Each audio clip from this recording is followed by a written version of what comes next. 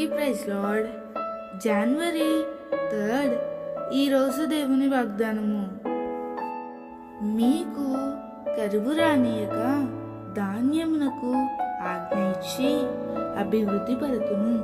యెహెజ్కేలు 36:29. 2021 ఎన్నోసార్లు కరువు, లేమి అనేది నీకు కలిగాయి కదా. వాటిని బట్టి నీవు ఎంతో బాధపడ్డావు కదా.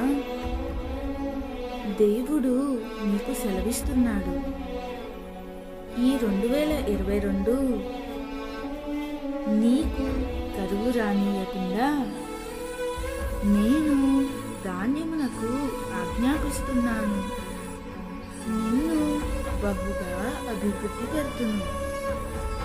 ప్రియమిత్రమా, సంతోషించి కృతజ్ఞతాపూర్వకంగా విశ్వాసంతో సాగిపో.